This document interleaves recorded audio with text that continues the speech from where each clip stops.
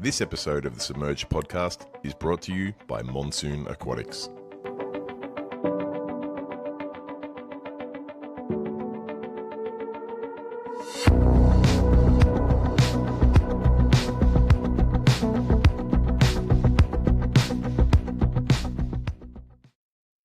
Welcome back, everyone, for another episode of the Submerged Podcast. Deep dives, Aussie vibes. I've got the boys with me again tonight. How are we, guys? Very good, thank you. Good, thanks. Thank you. Good, mate. Good to hear. Yeah, we've also got a very special guest with us. We're starting to tick off some of these high-end special guests. We've got Shane Danger Coleman with us tonight to join the episode. How you going, Shane? Yeah, good. A little bit tired, a little bit, jet lag, but yeah, getting there. The man, the myth, the legend, fresh from Japan. Yes, it was a very good trip. I never been before. My first time in Japan. Nice. It was a whole lot of. I mean, I expected everything to be different. I got told so many things. I got told so many things of what to expect, like to do with tattoos, like type of stuff, and not one thing was true. Not one thing. Right. It was like it completely flipped on its head what I expected. So that's full on. You'd think in today's day and age with like internet and social media and that there wouldn't be much that could surprise you. You'd see everything that you would expect to see, but it just goes to show you can't live on the ground or you can't beat on the ground experience. Exactly. Yeah, I'm guessing it was for the better, Shane, I hope. Yeah, definitely. I mean, he's just beaten up, isn't it? I mean, like the whole thing about like getting into an onsen, those like steam bathroom things, that doesn't even concern me or interest me anyway. Like I just don't want to go and no.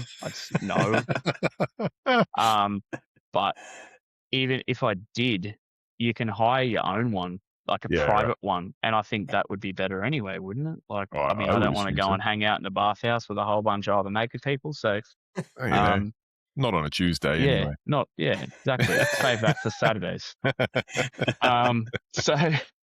But yeah, there's all the view of tattoos in that regard. It was people wanting photos and all that kind of stuff. And it was not even like look at that freak. It was like a friendly thing. Yeah, it was. Yeah, nice. Super friendly, good. Aren't they? Yeah, amazing people. Yeah. I've always wanted to go as well, so this just kind of edges me more towards it. So definitely on the list for me. Definitely. Yeah. First thing off the rank, we'll get stuck into trivia. Straight into trivia. I'm sure you've got a little bit there for us. I do, yeah. I'm going to do one question today. Now, Sam Parker, you've just got back from Monsoon, Cairns and Bundaberg. Blocking the merch, Yeah. Sick jumper. So I'm thinking you might have a step up on this one. So I might give the other boys a stab at this first. Shane, if you want to jump in, feel free. This is also from an article that they put together. It's being put out shortly. So I just took a snippet and see how you go. All right. So before Daniel Kimberley founded Monsoon Aquatics in 2009, his early career was working in public aquariums. Which ones did he work in? And ones is plural, so there's a couple, and I'll accept any of the three. What do you reckon? Oh, I know they were up in Darwin for a little bit. So Darwin Aquarium. I'm not sure, mate. I actually don't know. I've never heard that sort of. Yeah, the only aquarium I visited in Darwin was the Croc Park one. Crocosine, no Croc something. Yeah, it was ages ago. But no, I'm not sure. No idea. Stump me. Okay. All right. What about you, Sam? Have you got any ideas? I don't know. It was not something that came up, although I did get a sneak peek to a potential future trivia question, which if that one does come up, I'll opt out of.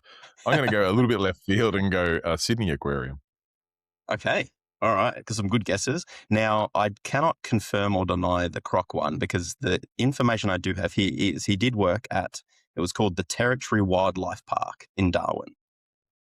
So I don't know if that's the Croc one. So that was one place. I don't think that's the one I'm thinking of though. So might be different. Yeah, cool. And then the other two, he worked at three. Manly Ocean World before it closed, And then he did also work at Sydney Aquarium. Hey, he snuck it in there. Yeah. Nice. Solid. So points for Sam. Very good. Points for Jared. You said Darwin. So did you, Shane. So close enough. Points all around. Yeah, why not? Why not? I was actually listening to Reef Therapy today while driving around, and there was an episode with Daniel Kimberley on it. So it's good to hear him chat about the Aussie scene to some Americans, which is good. So yeah, nice. Yeah.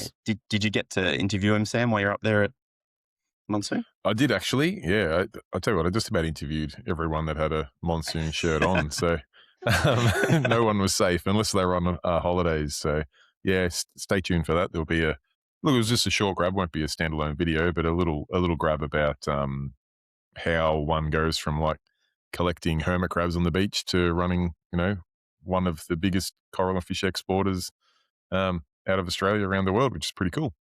Yeah, cool. So we'll move on to just talk a little bit about the Aquaculture Kings giveaway that we've been running now. So this is the second episode that we've run it. We've already given away one prize pack to a lucky winner. Yeah. And at the end of this episode, we'll give away another one, and then two more to follow after that in the next two episodes, which is really good. But again, we've got to give thanks to Aquaculture Kings for jumping on board and giving up four prize packs. Yeah. Very generous stuff. Lets Jared feel like he's Oprah Winfrey there for a bit. Hey, you get an Aquaculture Kings pack. You get an Aquaculture Kings pack. Literally, yeah. We've probably given away stuff near every episode. Not far off it this season, at least. Yeah. Season 2, the riches are rolling in. Well, they're rolling out, I guess. Not in, definitely out. Definitely out. Yeah.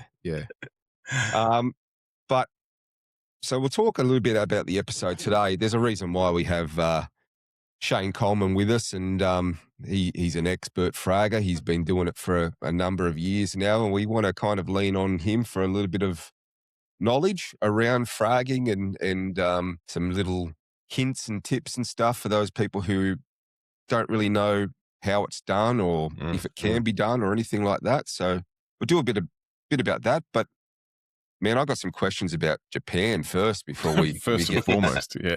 we get too far into it. Yeah. Tell us a little bit about the scene and what it's like over there.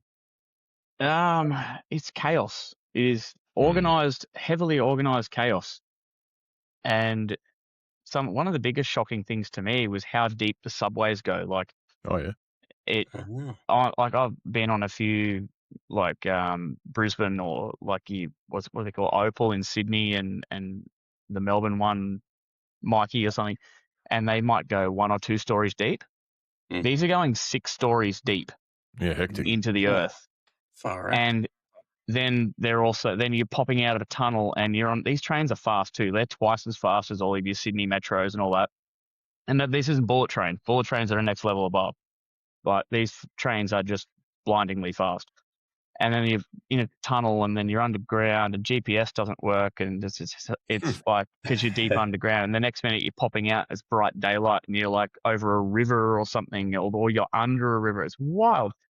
And all this, and they have earthquakes all the time. I'm like, how do they not flood the tunnels? Like, it's mind-blowing to me that the infrastructure and building capabilities of Tokyo or Japan in general is just, it's phenomenal, to be honest. Like, it is mind-blowingly phenomenal how well this city is thought out and how easy it is to get around. That was my biggest mind blow with it all. So, meanwhile, here, if we have a hot day, my local train tracks, the tracks warp and we can't even use the train. You get transferred to buses instead. Ridiculous. Yeah. When I say a hot day, I'm talking like over 35. The trains are no good. It's ridiculous. Well planned that is. In Australia. Who would have thought? Oh, man. And you shared some photos with me earlier, and we could probably share that with the listeners as well. That they're like some wild photos of like the aquarium over there and everything. Yeah. So I got a chance to go. So I went to Tokyo and Osaka, and I got a chance to meet up with Koji Wada, which is, he runs Blue Harbor. and he's a big importer, one of the biggest importers around. And he also sets up displays inside the Osaka aquarium, which is called Kaiyukan. Mm-hmm. I think I'm pronouncing that right. Sounds good to us. And he has a really cool, like, they look like, the Americans call them coral flats, or like a tank. They're like a little stage of them. I'll send some photos through so you can stick them in here if that works. But he's got that, and the filtration's separate, and that's like kind of near the exit of the Osaka aquarium. So when we met up with Koji, he gave me and my mate Adam a full VIP experience. Nice. We went out the back, and we were able to look down on the gangways at the whale sharks swimming around, and the mantas, and the sunfish. My most hated fish. They shouldn't exist. I love them because of that fact. Yeah, they are a bit of an abomination. Yeah. It should not have evolved to this point, but yeah. A video I posted of it the other day, it was just playing with its food, just spitting it in and out, and I'm like, how are you alive? Yeah. It's just sucking on a piece of squid or something. You are a terrible fish. It doesn't know how to fish. Better. So yeah. But no, all out the back showed us the filtration systems, and they're breeding big spider crabs, those big gangly, and they've got these tiny little things that feeding them Artemia and rotifers and all that, and they've got all the different stages, and showed us all this sort of cool stuff. I have photos, and I don't think I can share them, but I'll try and get some clearance, I guess you'd say, to share a few if it's possible, so you might see them pop up. Yeah, cool. But yes, I definitely have a lot of photos from inside the main aquarium as well, which is sort of accessible to everyone, and I can share those. But they're having 2 6.5 and 7 meter whale sharks in this aquarium just gives you a scale of how big it is. It's a big setup, gigantic, and it's like 6 stories deep of water as well. Yeah, mental. Wow. Yeah. I did see some of the whale sharks at Singapore Aquarium. Same thing, massive, like story upon story of just blue wall with these massive sharks. Yeah. That was cool. That was really cool. A lot of people don't realize the behind the scenes of things like that as well. Like you see a big, acrylic panel with some fish and stuff in it, but then behind the scenes to keep all of that running and alive is just mind blowing. For people in the aquarium space, that's honestly almost more exciting, seeing all like the mega filtration and stuff. It's relatable, but it's not at the same time. It's a bit of a mind trip. There was an interesting fact about the Kaiyukan acrylic. Oh. The amount of acrylic they use is, I think it was 1.5 times the amount of the global production of acrylic annually.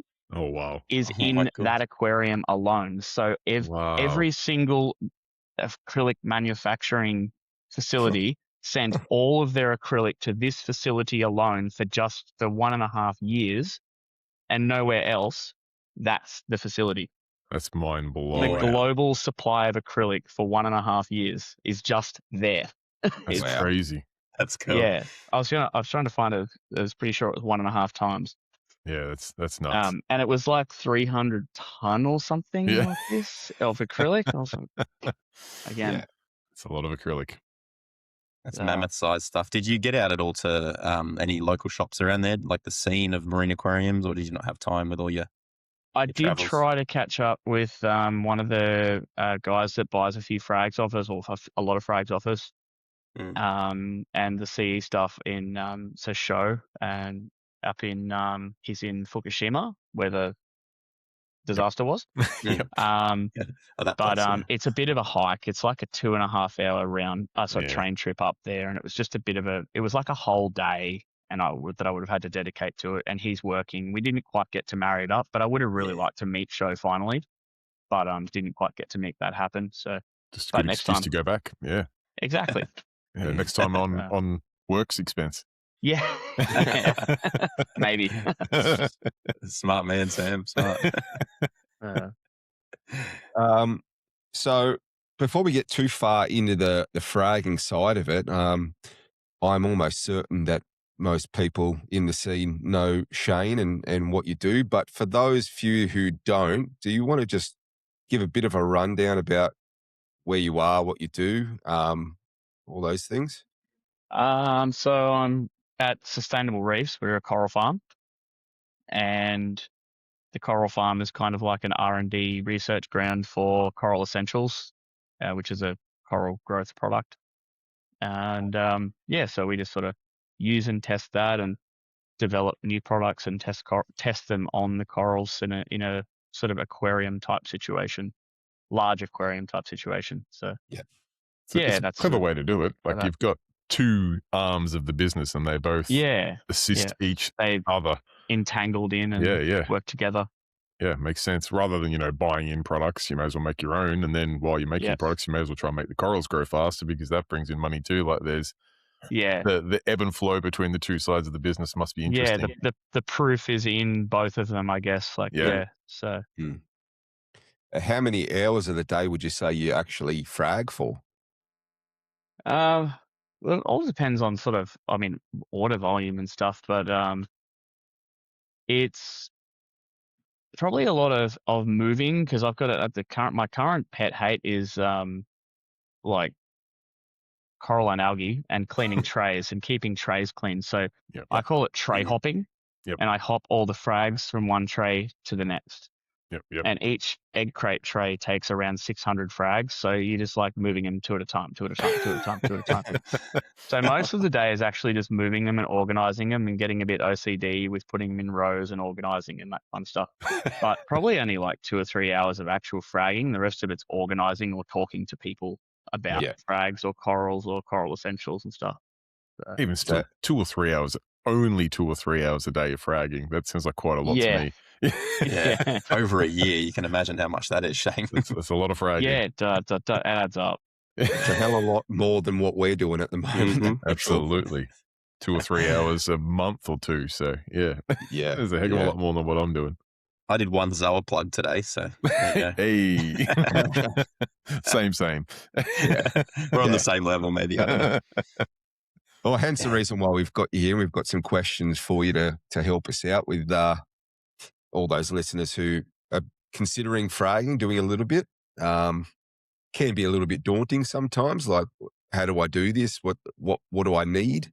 So that's probably the first thing we'll get to is the tools and the equipment that we won't go to your level of equipment, because you're obviously using something very different to what we would as just hobbyists. But well, is it different?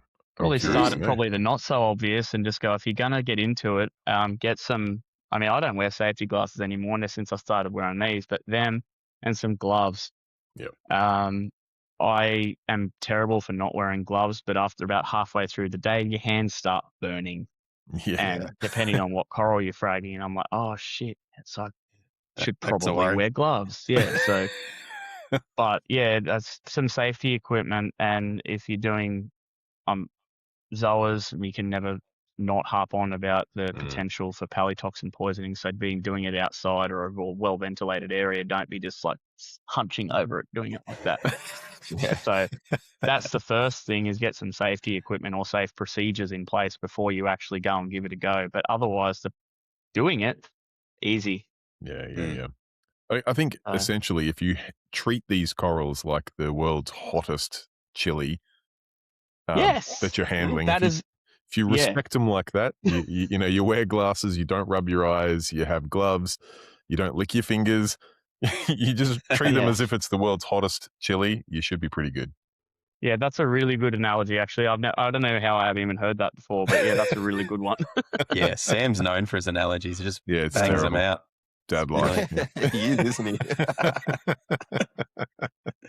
So you've got some other basics, I guess, like your frag plugs and your coral cutters and things like that. But I think you go into any shop and there's probably about 4 different types of coral cutters around. Yeah. I mean, all your different size plugs, you match that to the size of coral you're cutting, or some corals you can't cut them down. Well, you technically can, but they just don't look very presentable if you cut them super small and put them on a tiny little plug or something like that. Whereas like a little bird nest frag will look better on a small plug. It proportionally, everything, it makes it look proportional. It's good. Yep. Makes sense. But as for that's your frag plug selection. Your glue, you just want cyanoacrylate, gel. There's about 1,000 of them around. And everyone that supplies it is the best. Yeah, I was going to say, do you find everyone swears by one type of glue? Like everyone says, no, this one is the best. And then the person next to them's like, you're joking, mate. This one's the best. It's night and day. I don't know. I find them all pretty much the same. Yeah, I definitely find differences between them. And we're sort of just recently doing our own one. Just that's the best, obviously. Yeah, I think that one's great. But yeah, and even that, well, no, I'll be completely honest. It's like every third nozzle, you just have to stab a screwdriver in it because the thing that doesn't. I'm like, it's very Alibaba. So, you're a heck of a salesman, Shane. Yeah, well, we're not selling it, so it's cool, all right. cool. It's just for farm use. There's a lot of kinks to be ironed out if we were ever going to sell it. Yeah, so. fair enough. But yeah, it's a decent glue. The consistency is good, but yeah, you do find like your different consistencies and all that. But yeah, find one that works for you and the type of coral you're fragging. Yeah. What about frag tiles, Shane? What do you reckon about those in the mix with the frag plugs? If you get the tiles are good because you can kind of butt them against things and let other stuff grow across onto them, or they're good for larger plating pieces that you need to, like chalice or big pieces of Montipora or something like that. But in general, anything that I frag, I have a plug. It has a stem on it. Yep. Because there's a lot of high turbulent flow. Yeah. And we need to make sure that they don't blow out of the egg crate trays, and they need to be stable there. So I tend not to use tiles that don't have a stem. Yeah, nice. I was going to say, those are going to blow away. You're going to come back and you got 10 missing frag plugs from the session yesterday. Yeah. Or upside down on something else. And it's like even worse. Waste of time fragging it then. Total kamikaze, takes itself out and whatever it lands on. Yeah. I'm surprised we haven't seen a Shane Coleman ceramic plug yet that you've actually made yourself. Yeah. A few people keep asking for them. They might come in a certain shape though. I actually made some Parker Reef frag tiles once and learned from my research and development failure. I had like a little logo and the writing on the tile. It makes no sense to put it on the top of the tile. You need to put it on the bottom side of the tile. As soon as you stick a coral on it, you cannot see that. Gone. So it's pointless. You may as well have a generic tile. So learn from my mistake. I've only got to spare, 3,000 or 4,000 of those tiles to get through yet. It's like, at least the name serves as like something for the glue to stick to. Like this is true. It gives a nice little bit of, rough surface for the glue to stick to. Yeah. There's an upside to everything. This is true. So moving on from the fragging equipment and tools, dips, and it's something that I've had to kind of wrap my head around a little bit on what does what. So there's different dips out there, and they all kind of do slightly different things. And what do you use dips for? Where do you use this dip over that dip? So I like it just like a Ki3 or iodine based dips. So there's the Two Little Fishies reef dip ones. It's when you tip it in, it turns it's brown and then it goes instantly clear. It's basically Lugal's solution and So those are good for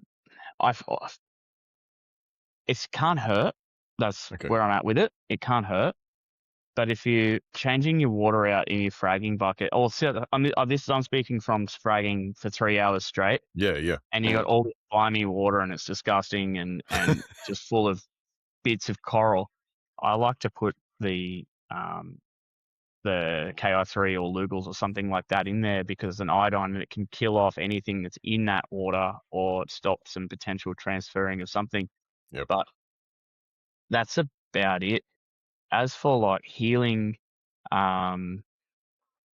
healing corals and stuff, I'm pretty on the fence with what dips do in that regard. Like, what can 5 minutes in X solution do? And I actually did some tests a little while ago. I might even have some pictures still. I fragged up 80 Montipora frags, 20 of each type, so 4 types, 20 of each type, 80 in total, and I used 4 different dips. And there was 0 difference in the frags. Like healing rates, growth rates, nothing. Like, as in, and I thought 20 was a good number. Like, I mean, that's what I'd normally sort of frag in a session. Yeah. Yeah. And I was just like, just seeing whether any of them develop tissue over the cut faster, or seeing whether which one touched this tile faster. And there was 0 difference in any of them. And there was a control. So there was 3 dips and a nothing. So the control. And that's what I meant. So there was 3 dips. One was, KI3. And I won't actually mention them, but there was a water, and I'm not sure what mentioning is stuff, but yeah, there was 3 dips and a water, or just a salt water, and there was 0 difference. But I think it's definitely helpful for an iodine-based dip if you're cutting multiple corals and that type of thing, and if you've got a potentially infected coral, you want to give it the best shot. It can't hurt. That's fair. And that's for fragging, but when you get into pest dips, that's a whole different ball game. And yes, they absolutely do work. If you want to use a dip to remove pests, then there are lots out there that work for that. But as for fragging and healing frags, I don't. Nah, doesn't bother. That's good. I was going to say anecdotal, but it's as close to a scientific experiment as we're going to get. That's hands-on experience with real-world corals in a coral farm across. I can redo it too with other corals I've got, because I'm going back to work tomorrow after nearly 2 weeks away, and I can guarantee the place is going to look like a cyclone hit it. So I'm going to have to be fragging for days and days on end. So I could probably run some quick tests. Shout out to Christian and Rick. Good job. He's been quiet the last couple of days, and it's like when you got a quiet child, you know. Something's trouble. Nah, I better be quiet. I won't get paid. So I can run some other tests and do something on more different other corals, because that was specifically Montipora. Yeah, no, that's fair. Other species could react differently, but it's a good starting point that sort of suggests that maybe it might stop. If something was to go wrong, it might stop losing a couple of frags, but in the conditions you gave them, it didn't make any difference to healing times, which is what we're sort of maybe sold that that's what these dips will do, and maybe not so much in the real world. My other little thing I like to say with dipping corals, for like when we've got say you've got a RTN in coral repetition, it's going, it's coming down from the base, or coming up from the base, and then you say, take it out and dip it, and I'm like, why? You're bringing it out, you're dipping it, you're stressing it out, and the bacteria is still in the tank. Then you stressed it. Now you're taking it out of the dip bucket, putting it back exactly where the problem was. Yeah. The problem isn't fixed. It's not like all the bacteria or whatever's causing that necrosis just magically clung to the coral and you magically got it all off. It's not possible. So this is why it can help, and I'll always say it can't hurt. And if you've got a nice coral that you don't want to lose, absolutely give it a go. I still do it. I still do it. And as I'm walking over with the iodine in my hand and the half-melted coral, I'm going, why am I doing this? Sometimes it works. Sometimes it doesn't. No, it's fair.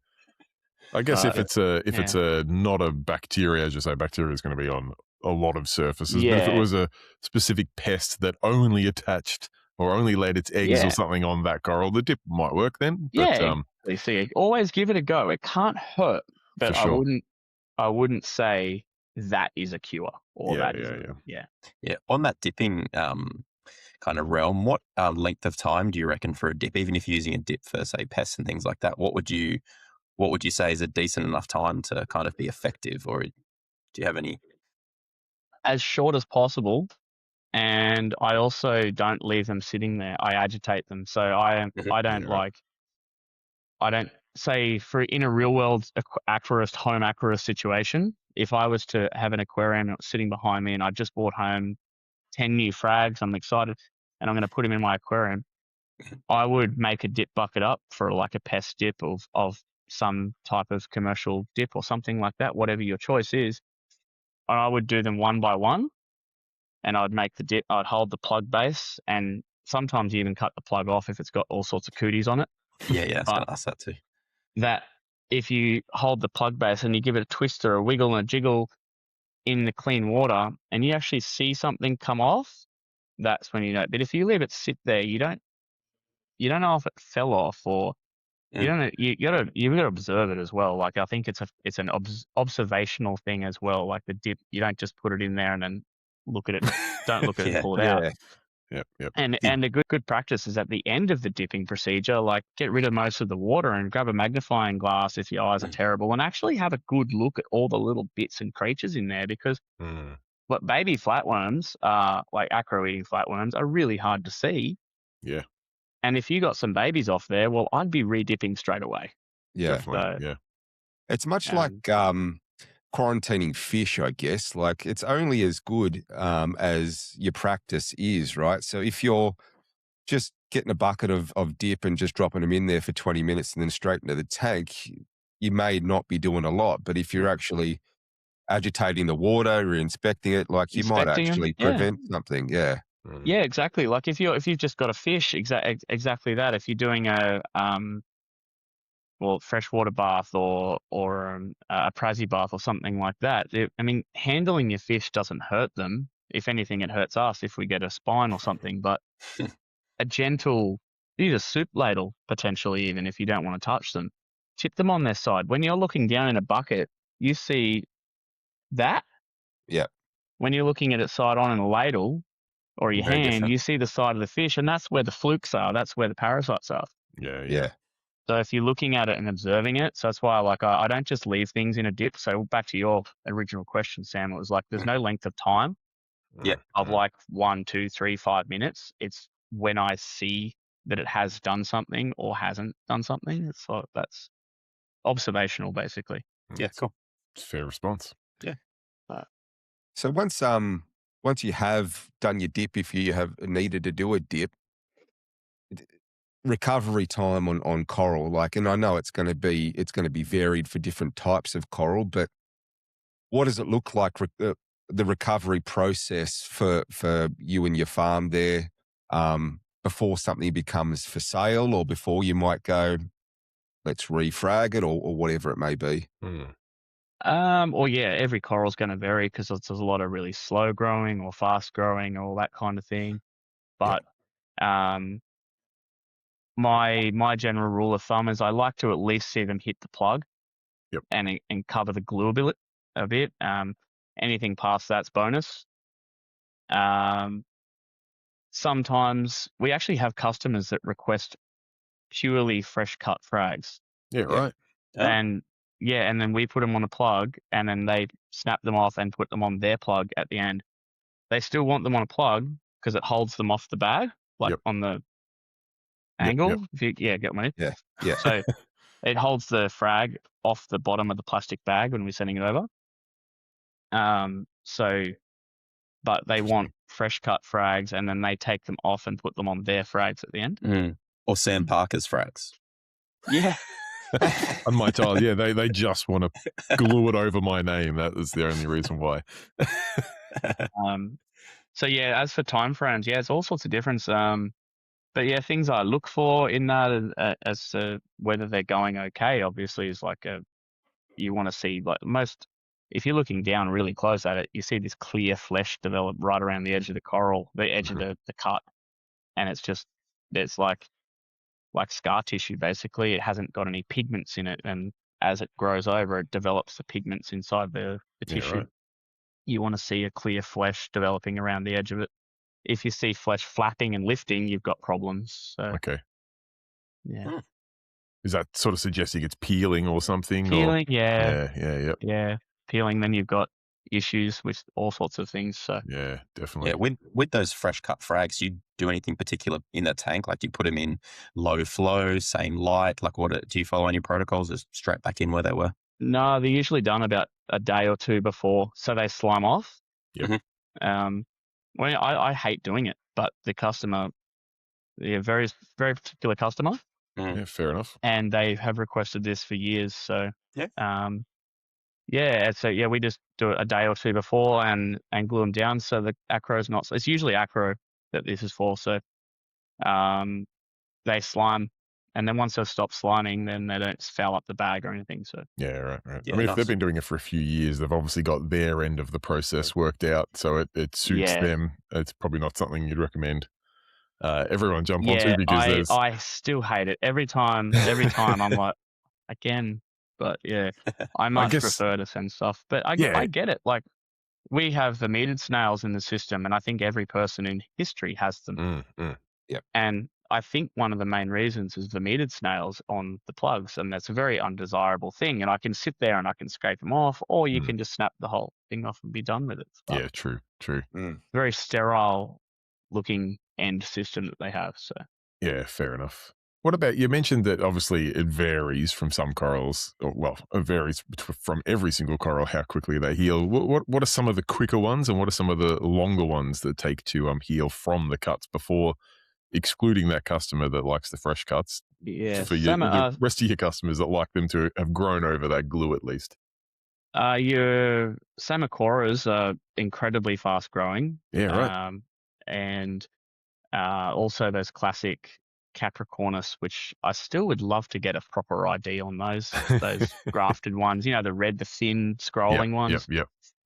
It's not cap by any means. And no, but it's what we all call Monty cap. It's what we call cap, but that is just so fast. And then that's in Monty. Then the other end of scales, like of Monty on the slow end, is Danae and Paloensis and stuff. They're really quite slow. Is that just because of the thickness? Like, the cap's obviously really, I'll rephrase that. What we're calling the cap is a really thin skeleton, where the Danae is quite chunky. So the Danae, they have the real lumpy, ridgy nobules all over them. They're called vericae. The lumps are called vericae. And if you cut a square piece of like beach bum Danae or something like this, and the square cut sides, they're usually quite tall as well. It'll heal down the sides. It'll be coloured down the sides, and it'll be living, fully alive, fully coloured, but it's flat and square. But those vericae, the nobules, that is the characteristic of Danae and a few other species like that, Vericosa and thing, those don't develop for months, if not at least 12 months, to get a good looking frag over it. Would you hold it for that long before settling it? To be honest, I kind of even just phase them out. They're not.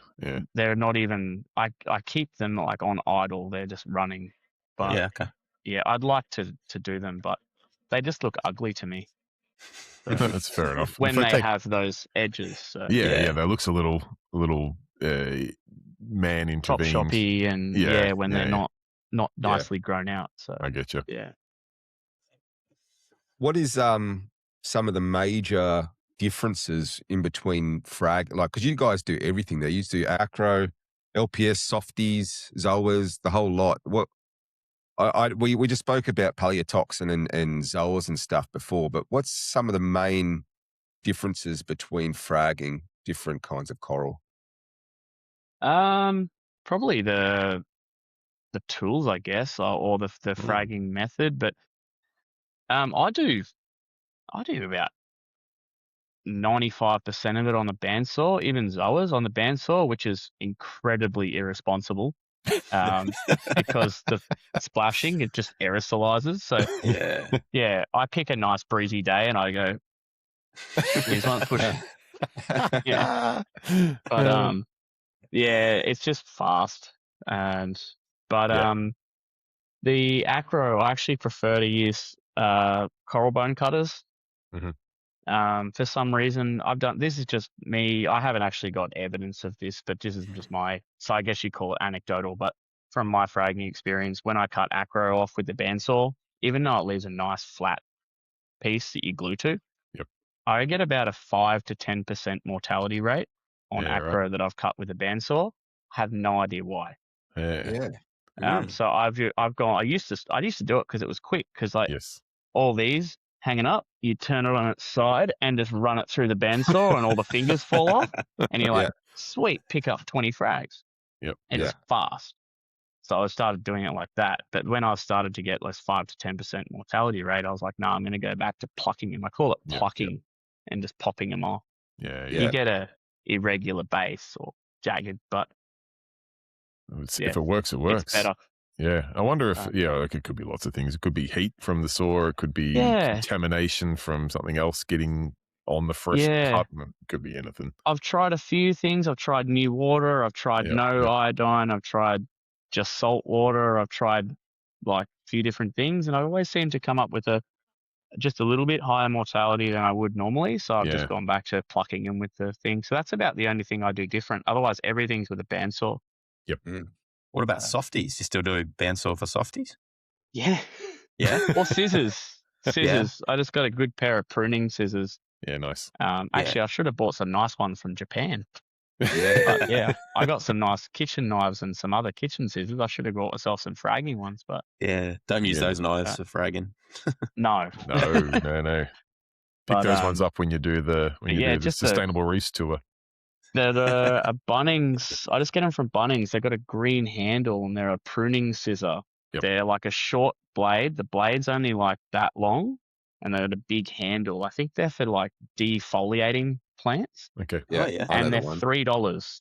Yeah. And they are beautiful, excellent. Just ripping softies up. But if you got a big thick softie, I'll still go it straight through on the bandsaw as well. Yeah, nice. Yeah, nice. It works. Yeah. Very slimy, but it works. So when it comes to some LPS, is there a certain technique? Because I've seen you do some stuff that you've posted before where you got to cut through the mouth and things like that. Is that, or can you just cut anywhere and it just survives? A little bit of mouth is best because they will regenerate the cells.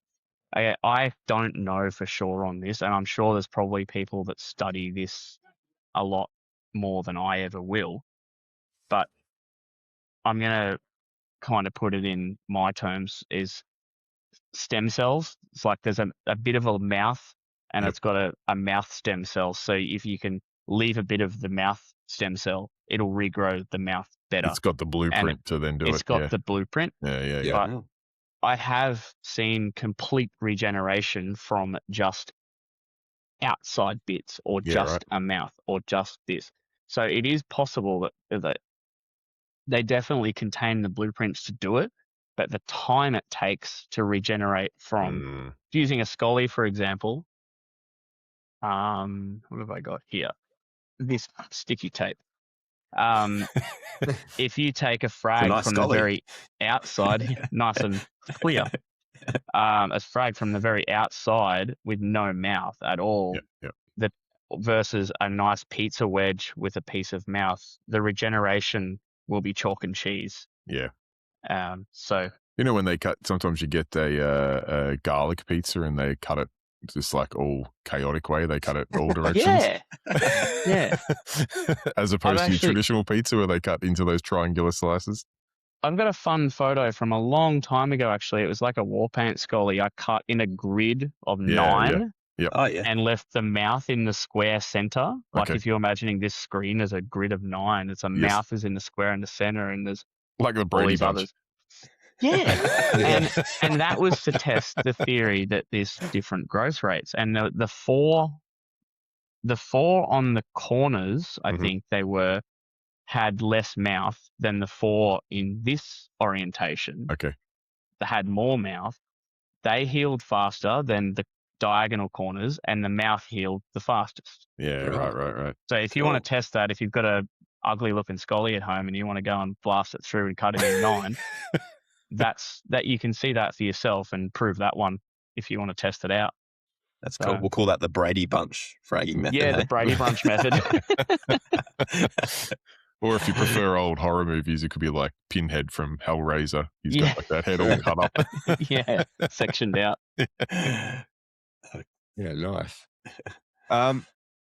So once you frag something, do you guys have like next steps after that? Like, does it go into a certain tank and it gets babied for a little bit, or it's just thrown in there and do your best kind of thing?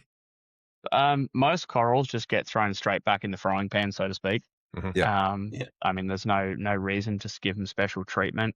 The only special treatment, I guess you'd say, is some trays where the mother colonies have more wave makers and flow around them. Okay. And where the frags have less because it just ends up blowing them away. So that's about the only special treatment they get. The other thing is when I frag softies, you can't attach them. You know, you've probably heard of the toothpick method where you jam a toothpick through it and use a rubber band around the two ends of the toothpick hanging out. Yep. Terrible. It rots inside. It goes all necrotic. I don't know who did that, but yuck. So my softy fragging method, this is a special treatment method, like you mentioned, and I'd cut them all up with the little green Bunnings scissors, and then I got they're called prawn trays. Okay. But you can use a shower caddy or something, you know, those little acrylic things we used to use for like frag racks and stuff. Mm-hmm. Probably get something. Actually, there's heaps of people 3D printing stuff. But anyway, make a little basket, fill it full of broken coral rubble and coral bones, and you make a low flow area and you throw your soft coral frags in there, and they just attach by themselves. You can do that with zoanthids that are being a pain and they've detached from your glue, or corallimorphs that have detached as well. Yep. Put a bit of onion bag. You get bags that your onion netting comes in. The mesh bags, you stretch some of that over it just to stop them blowing out. No But yeah, that's about the only sort of special treatment is when they're trying to attach. Yeah. So, and I know that at your facility, like obviously you've probably got different tanks for different species and stuff, but let's talk about hobbyists. Like if I've got a mixed reef, should I keep softies away from acro in different frag tanks or different sections, or are they going to let off slime? I'm on the fence with that one. I do know that like your leather corals and stuff release terpenes and terpenoids and stuff in the water. I think I was chatting with Isan from Triton about this actually. I think it's bromine or bromine that actually causes that creation of that too. Okay. Yep. But I think any of the for and against evidence of mixing up your corals is anecdotal. But I think the biggest player in that is carbon, or activated carbon, I should say. Yeah. I haven't had any issues, and the issues that I have seen, they've had old carbon or not enough carbon. Yep. I think carbon's a game changer when it comes to having a true mixed reef. Yep. Because there definitely is chemical warfare. Allepathy, it's called. Oh. Alliopathy. It's nice. Basically chemical warfare. Yep. Trees do it too. Yeah, pine trees are bad for it. Like nothing grows under a pine tree. So. Yeah, casuarina, the she oaks, they do the same thing. Yeah. So, but yeah, the term's called allepathy, and corals definitely do it. And I think we have the solution is carbon. So activated carbon. You obviously, I mean, that goes without saying. Then you guys obviously run a decent amount of activated carbon in your systems. Yeah, fair bit. We in my system. I say my system. It's yours now. We have our own systems we look after. Sure. Or fuss over. Yeah. We still look out for each other's systems and stuff. But Yep. Mine's about 10,000 liters, and I do about 2 kilos of carbon every 2 weeks. Okay. So it's actually not a lot. Yeah. Yep. In terms of like recommended dosage rates and stuff like that, it's not even up where it should be. Yeah, especially seeing. But I change it out. You're not just talking about having softies and SBS in there. You're talking about like literally cutting them and abusing sawing them. Yeah, they would slime like no tomorrow. Yeah. So when you factor that in, it's not that much carbon. I mean, no, 2 kilos of the stuff's a bit. Don't get me wrong, but On the scale, it's pretty but in reasonable. 10,000, it's not a lot. So, No, that's right. Yeah. Yeah, but no, that's about the only sort of special treatment I do for that. Yeah. Do you have any corals in the farm that you reckon are like expert level, or kind of these really hard ones that you've always struggled with, or you just can't keep them successfully or anything? Is there anything that's like your kryptonite in the farm? Yeah, there's quite a few. You probably find this really funny, but Cyphastria. Oh, yeah. Oh, it's like you just get it to a saleable amount of stock, and then they just go gone. Yeah, right. Weird. Really? But there'll be 3 or 4 left, and I can then go, oh, cool, I can start the process of fragging them all again, and then I'll sell 1 or 2, and then the whole thing gone. They all just RTN. I don't know why. Gaslights you. Absolutely. But yeah, Cyphastria is like I ripped my hair out from it. Yeah, right. Otherwise, something that just doesn't grow, like just sort of sitting there. Merulina ampelata. I don't even know what that is. Ruffled plate coral. Okay. It's really common. No one keeps it. Yep. But I'd love to grow it because it's a really cool coral. But it is so slow. Yeah. I've had a piece that's been like that big for 3 or 4 years. It's like, what are you Doesn't doing? exactly make a profit at the farm then. No. It's taking up space. Yeah. It is. It's just a way. It's a negative. Yeah. Dud investment, that one. Classic. On the other end, is there coral that you just love to frag? Is it like you're just like, oh yeah, finally this thing's big enough to finally cut it up into 50 pieces? Oh, any glittergony in terms of financial gain. But in terms of just a coral that I love seeing successfully grown, it's a bright orange encrusting fungi. The name's on the tip of my tongue, but I'm very tired. Now I'm just going to have to Google it. We'll let you Google. That's fine. Yeah. It's lithophyllum. Oh. Yeah, lithophyllum. LITHOPHYLLON. I can see Sam Googling it now too. Yeah, definitely. But yeah, lithophyllum is a fantastic species, and I love growing it. And it's really rewarding for me because it's a true encrusting fungid. Yeah. I have seen this. Yep. Yeah. Anya's a massive advocate for it. It used to be a big piece of it in Cam's old display tank before they moved. Yep. But yeah, that's my little. When I walk in the morning or something like that, and I walk past that little section, I'm like, oh, I can frag it again. It's big enough. I'm like, that gives me a little bit of joy. Nice. Yeah. Nice. What about are there corals that you either at this point in time, because I know wasn't that long ago we didn't think scollies could be fragged, or desh or canthro could be fragged. Even some other types of gonies we didn't even think could be fragged. Now it feels like there's nothing we can't frag. Is there anything that under your vast knowledge of corals out there that we still haven't quite mastered the art of fragging on? Potentially strawberry shortcake. Oh, now there's a curveball. I don't know too many. Oh, and actually, I'm going to go on another one here. Blue echinata. Yeah, okay. I don't know how many have old colonies of that. That's a good call. I just don't know how they're sensitive or something. You never see frags of echinata. Old ones. Yeah. You see colonies come in, but you never see people growing frags out of it. I've tried. Yeah. They don't like being fragged. Yeah. Good call. But old colonies of strawberry shortcake, I would love to see one if you've got something that's 3 or 4 years old, but I just don't think they exist. Yeah. So there's another couple other species that definitely a few people have had some success with. There's Anthocercis, the Wago, acro. Yes. That one, I think a lot of people struggle to keep. I put that in the same basket as strawberry. Okay. When you say struggle to keep, you mean like just keep full stop or struggle to frag? It's keep full stop.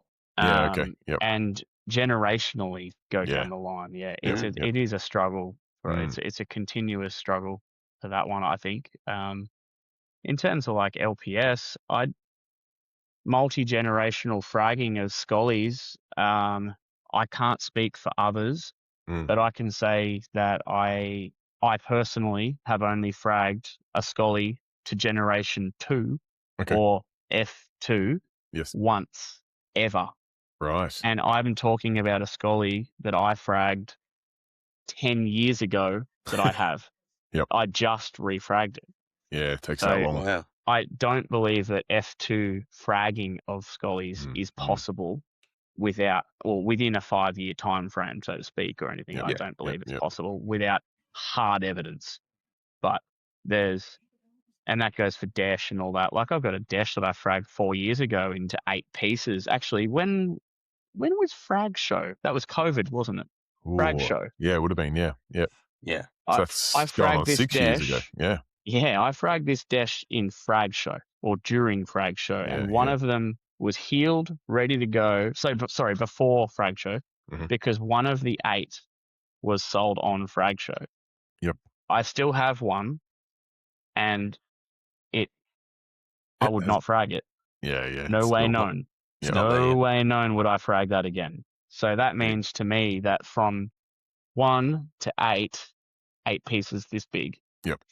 It's not even, no way. It's not even close. And that's 6 years. Yeah. So yeah. So I think being like, in terms of financially viable, or even like, still a bit off. I mean, it's doable, but it's all time. It's big, long time frames for a lot of species like that. But yeah, I have the proof and evidence of those species and time frames and growth of that. Yep. So, so, and just based on that, I think I can't speak for others, but I believe I may be the only one to have a true Gen 2 Scully frag from a fragged Scully. So it's like, and I only just did it, and it's like 10 years. Yeah, it's a long time frame. So, what's it look like now? Is it, it's just a wedge now. Oh, it's right. just a pizza triangle, because I only just recut it. Yep. So had it got back to a full circle again? Yeah. Yep. Okay. Yep. So yeah, it's a big waiting game. A long time frame, isn't it? Yeah. And as you say, there wouldn't be many, if any, out there, because I mean, the concept of fragging Scullies, you mentioned 10 years. Not many were doing it 10 years ago. The concept of fragging Scullies has my biggest benefit and plus that I can take from fragging Scullies and the success of fragging Scullies, Dash, anything like this, is the miniaturization of them. Yes. Because we've taken big Dash that open like dinner plates, or Dash that are Scullies that are 120 mil across, and we're able to cut them, and they look heinous for so long. Yeah. But then when they heal up and they look nice and beautiful and round, and then we've got a 2-foot tank. Yep. That scale factor that you've got from a reduced size master Scully, that is the biggest benefit of fragging Scullies and Dash for me, is because you can miniaturize something that is ordinarily large, and you can then use it to make a very small system look huge. So they just never get back to full size ever. Is that what you're saying? Oh, they do. Like I said, it took me 10 years to grow one from that big to that big. Yeah. So, right. Yeah. Well, that sort of leads on to the next question we have for you, and maybe I'm putting the answer in your mouth. Maybe you got something else for us. What do you think's the next big thing in the fragging industry for coral farms?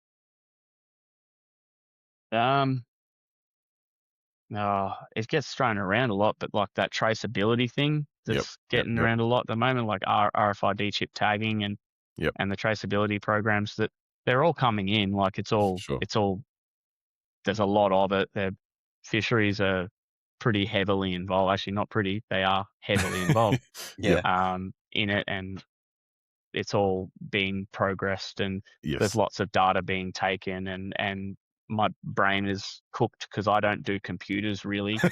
Well, you've seen me trying to sign into this. And, you've got enough excuses. You've just got me off a trying plane. to do spreadsheets and take data down like that. It's just really, it's a difficult process for me to learn all this, but I've got like the ability and the knowledge, but then putting that into paper and going back and getting like measurement data and all that kind of stuff, so to get this traceability programs. But I think that's just going to be normalized, and I think everyone's just going to have either a code or a chip in their tank in some stage in fragging. Yep. But I really hope it doesn't affect production too fast because from what I've seen over the last few months of just even the testing phases of it, it is such a slow process. Yeah, I can imagine. Mm-hmm. Going to introduce some hurdles that will definitely need to be overcome. Yeah. Now, that's the good political answer, Danger, but what about the fun answer? What do you think's going to tip this? I'm not talking about, governments and fisheries and stuff. Something fun that you think, like, are we going to start in the future? Yeah, like I know, like we talk about like a thrush medication for bryopsis and stuff like that. Like, are we going to start putting LSD dips in corals or something? What's gonna make this game completely change? I don't know. I think actually I could probably reflect back. I kind of a little while ago there was those little micro tanks kicking about. Yes. You and I were both, I thought that there. I mean, there's still a lot of time for this to happen, but I think that there was an amazing proof of concept. Those PMW and then there's a few others like brands that are bringing them out as well. A proof of concept that you can make something in a liter. Yep. And that then smashes out this theory that you need a giant tank to be stable and all this kind of stuff. I'd love to see more scaled down kitchen top benches and things kitchen and like looking behind you, Sam, I can see like a fish in a cupboard, and I'm like, that's a tank. Like that's right there. Yeah. Make it happen. What's that, like 45 centimeters long or something? No, man, that's about the size of that PNW tank. That's a good. Oh, is it? Yeah, that'd be. Yeah, there you go. Yeah, that'd be Scale. Good. 15 centimeters long. Yep. Yeah. Oh, the actual space is the probably. Space, yeah. Oh, yeah, that's probably 45 centimeters. But yeah, that fish is only 15. Yeah. Yeah. So now I just feel like a lot of people are moving into smaller apartments and we're downsizing a lot. And I think there's a lot of room in the industry for smaller tanks, which then leads to what you were saying, the future of fragging as making petite, beautiful little pieces, like reducing the sizes of corals to make them a scalable size to give that optical illusion that you have a large scully in a giant tank. But I think that's where I'd like to see some things going, which helps me because I like produce frags. Yes. And I like producing beautiful looking, interesting frags and stuff like that. So I'd like to see it go down that way. That's the sort of answer I was looking for. Don't worry about the fisheries and stuff. Let the governments do governments. Let them fight it out. I also feel like, Shane, your version of these microchips that we're talking about, I've seen some videos of you fragging certain corals and you've got frag plugs on frag plugs on frag plugs, which kind of gives you a nice, that's my F5 generation for that coral. On that exact note, I've used these photos as evidence for this sustainability. And I'm like, you can't actually deny this, but they do. They don't accept it because it doesn't have a ruler beside it. It doesn't have a date beside it. It doesn't have all of these data points I'm missing from that. So I've got thousands and thousands of photos of all of that exact thing you just mentioned that prove 5 generations of fragging on a single plug, but it means nothing. Nothing. Yeah. Unfortunately. Or means something to you, but not to them. Yeah, exactly. And it makes sense. Like you want hard data. Yeah. It's doable. Like I can produce it, but it's a mess around. The last question I've got for you, and you kind of went into a little bit there on what you would like to see, where you'd like to see the hobby go. We seem to have this trends of coral that come and go all the time. We're kind of in this space at the moment where I guess maybe Gonny is definitely part of the trend. That lingers for so long. That's the longest lingering fad I've ever seen. Where would you, if you had a magic wand and then tomorrow you could go, all right, these are the next 10 corals that could kind of be the next fad. What have I got thousands of? Where are we putting our money? Because there's heaps of stuff that I see come into our shop and I go, man, these are cheap. These are colourful. These aren't hard to keep. Why aren't they being sold? But on your, it's different on your level because you kind of frag them and go, these are selling well, and we sell them at $100 a pop. But these aren't selling well, and they're $5 a pop. Why? Yeah. Why aren't these getting the love? I've probably a lot of people have heard me say that there's no love for Lobos or Lobophilias, and I don't. They get a bad rap for being aggressive, but I mean they're really not that aggressive, to be honest. And you see, like, I mean, I've got them sitting at the farm, and you can probably go down to any local fish store right now and get a 5-colored Lobo for under $100. Yeah. It runs at about. Can you do that with a Scully? Nah, they're about 15 to 20% of the price of a Scully for the same colours. Yep. And it looks like I don't get it. So there's heaps of instances like this where something is just as vibrant and colourful and all that, and I find them just, to be just not even desirable. A bit more resilient than Scullies too. Like they've got Absolutely. a few mouths, so if a fish does come and nip at one, it's not game over. Where if it does that to a Scully, it's out. It's done. Yeah. So there's lots of reasons to love them, but I got a great example at the shop is that, like, I took a photo the other day of like a rainbow Lobo, like it had every color in it. And there's a few other Lobos in the same row, and next to it was our Scully row, and they're like just plain green, plain blue Scullies, $100 each. But this Lobo was, I think, $90. Every Scully sold, it's still sitting there, and I'm like, I don't people get looking like this at the Scully section, it's like, or other sections got their blinkers on. It's like, I think people must be Lobophobes. They got some ingrained wiring in their head that tells them the Lobos are no good. That even like another really cool species that adds a lot of scale recently. I actually posted on the Sustainable Reefs page a few weeks ago. Hasn't been a lot of posts because I've been away, but I posted this Galaxia, and they've got a notorious reputation for having 6-inch long sweepers and being super aggressive, and they quite are. But looking at them really close, going back to the scale thing, these Galaxia that I posted on, they look like baby tiny spawned gold stem torches. Yeah. And like you think put that in a little tiny feature tank, I'm like, it'd look incredible. Definitely. But it's got all the things, and it's got big sweepers. It'll look great at night, and Galaxia is just a fantastic coral in my opinion, and there's not a lot of love for it. But no, there's not. I've kind of noticed it on two opposite ends of the scale. Like more recently, is like firework clove polyps. Maybe a couple of years ago, people couldn't get enough of them. They've gone. Like people don't want to know about them. Yeah, I can't keep them in stock nearly. Yeah, really. Yeah, okay. Yeah. I keep increasing my minimum stock numbers, which is like usually about 100 frags of any one thing. Yep. And I keep having to increase it on certain things, and fireworks is one of them. Really? Like they just keep flying out.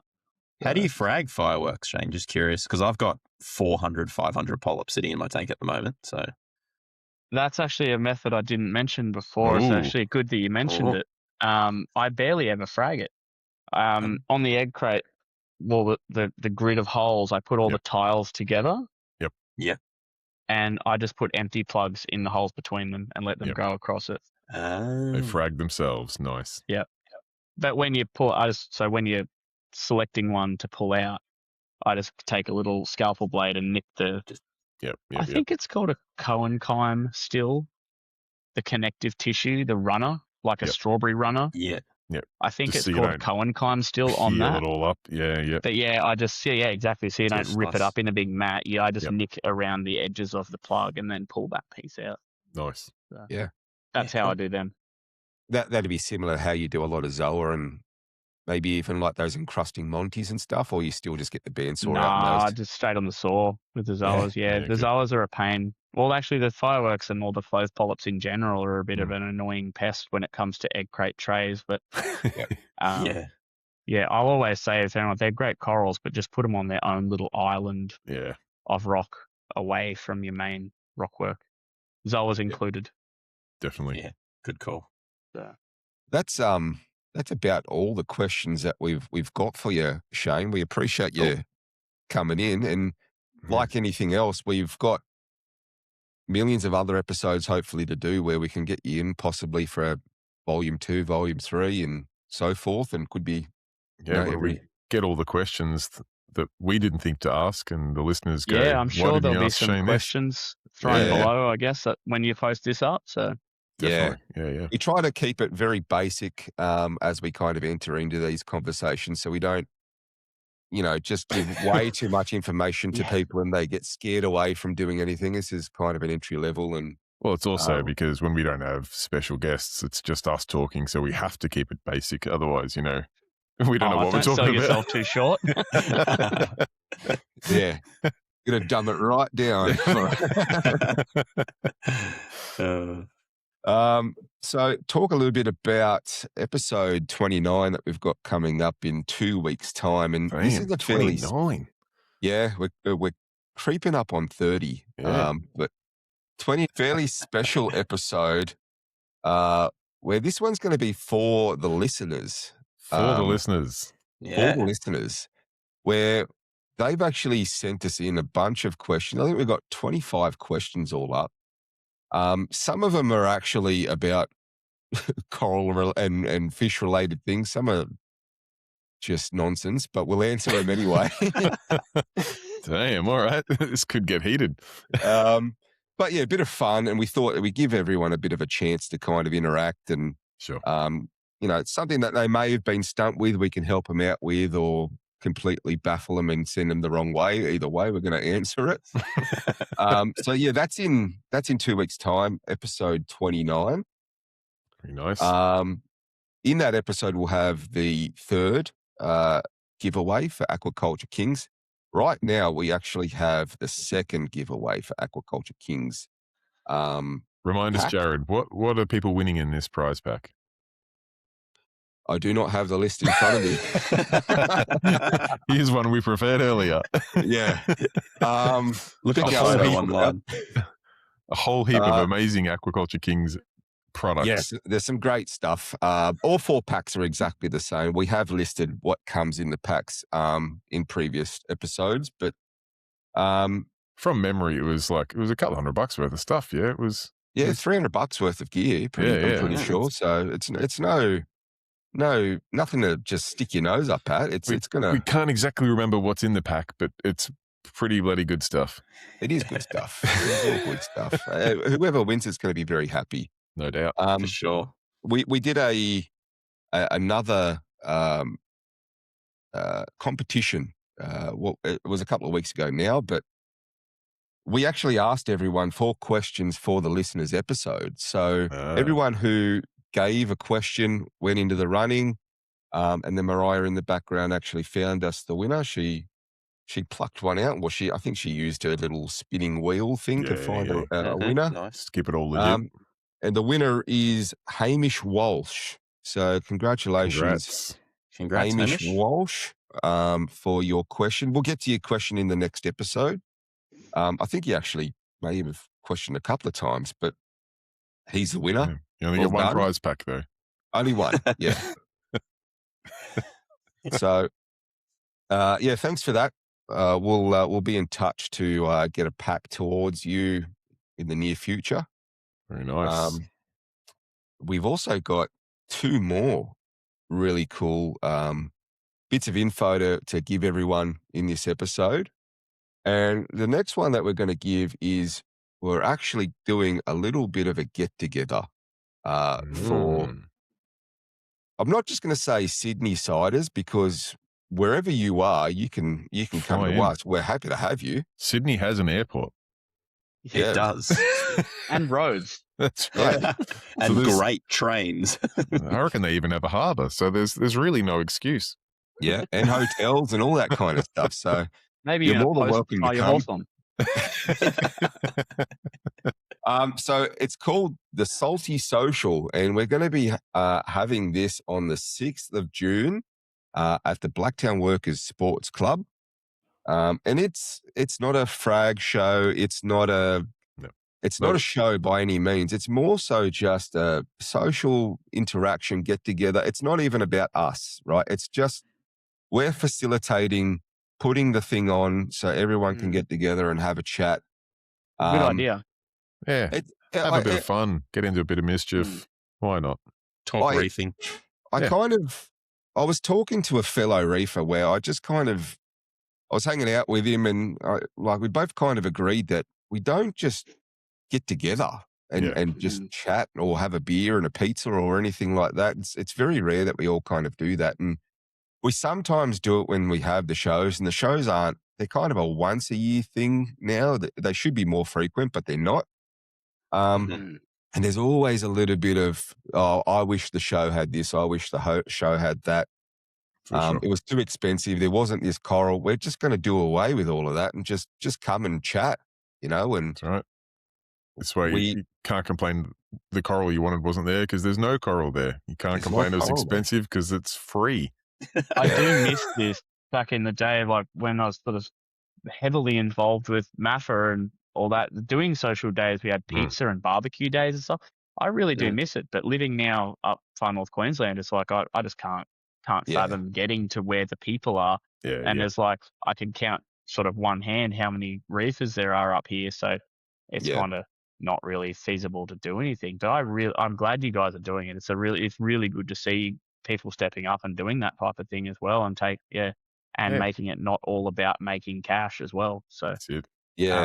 Just getting together and for the community of it. It's good. It's really good.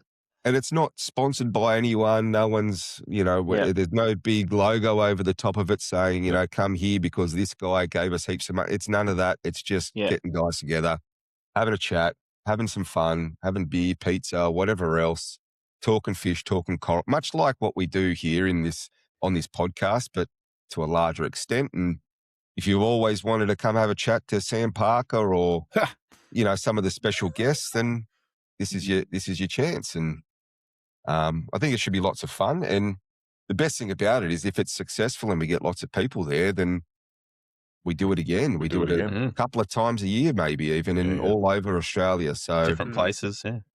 It's worth just being sure, just to make sure we can verify that the beer tastes different in different states then. So if we have to go to South Australia to do one just to see what the pizza and the beer tastes like there, then, we will put our hands up to do it. Just make sure you write it down and document it. Otherwise, it's not science. I'll go with anecdotal for now.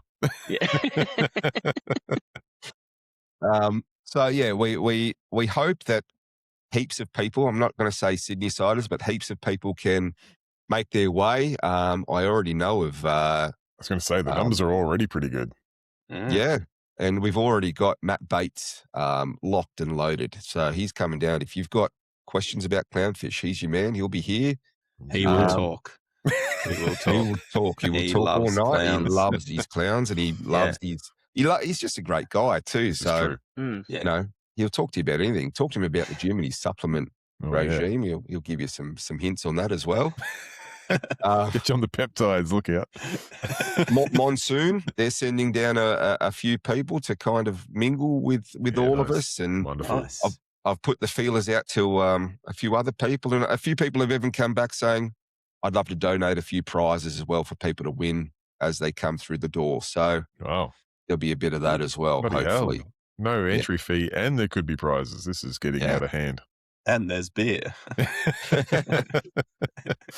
Sounds great. Looking forward to it. Yeah. And if I didn't mention it, Sam Parker, you are coming. Mariah will be coming up. And Phil, you live here, so you have to come. You've got no excuse. Yeah, Blacktown Workers, that's my local pretty much. Nice. Yeah, love Jared, it. And there is a post to tie a horse on, so we're good to go. I'm assuming you'll be there, Jared. You're only organising it. No, I can't be there. I'm busy. Washing your hair that night. Yeah, gotcha. Oh, jinx. No, I will be there as well, and I look forward to it. Yeah, for sure. So excellent. The other thing that I will be, we will be launching that night is our merch. No, we have 2 T-shirts designs dropping on that night.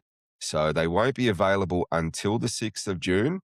There'll be limited numbers available on the night. I've done a small run.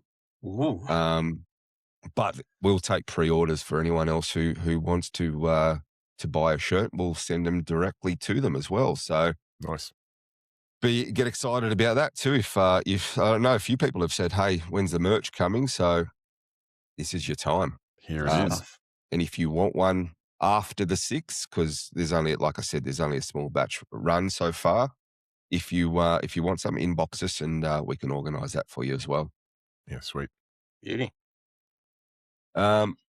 So another one as well, like we said, the Aquaculture Kings still, we've got 2 more giveaways on that. And if you haven't heard yet, it's only been done through the socials, Instagram to be exact. So if you aren't currently following us on either Facebook or Instagram, follow us on those. So you get a few more updates on when the actual competitions will run. Yeah, well, then you'll find out how to enter. You won't just find out who won. If you want your name read out, you got to get on there. Who wins on the actual episode. But yeah, if you want to enter, that's what I'm saying. And answer the question and go in the running, then you need to be on the socials to do so. Jump on that. Instagram's fairly new, so there's some work in progress to be done on that. And I've just made Sam Filt the director of TikTok to start unloading TikToks and memes and all that kind of crap. Sam TikTok Filt, they call him. That's what they call me. I don't know who, but someone does. Have your TikTok dance moves ready? Yeah, do some choral dances or something. Woo. But yeah, other than that, that is everything that we've got for episode 28, Fragging with Shane Danger Coleman. Shane, thanks again for joining us. I know it's a big ask for no worries. Just getting home not long ago and staying awake for us, but yeah, we appreciate it. Yeah, when you messaged the other day about, you're still good for 9 p.m. and I'm like, oh no. That's if I had to start at 9. But thank you for starting at 7 for me. That's a bit. I was getting in at 4 a.m. tonight and not much sleep. It's a bit right. I'm pretty much going to go and count sheep now. Yeah, so, we'll let you get away and do that. Sounds like a fair call. Yep. No, well, thank you very much for no worries. Thanks for having me. And I always like sharing some coral fragging knowledge because it's like everyone should be getting into it and having a go at it because the act of fragging it is not that hard at all. And for sure, it might seem daunting. It's not difficult. Just focus on your water quality, and that's where you really need to put your focus into. Yeah. Wise words. Nice. Yeah. All right, everyone. Thank you very much for being a part of the episode. We'll catch you again on episode 29. See you all later. Bye. Bye. See ya. Thanks for listening. Be sure to catch us again in a fortnight for the next episode. Find us on all our socials for more updates.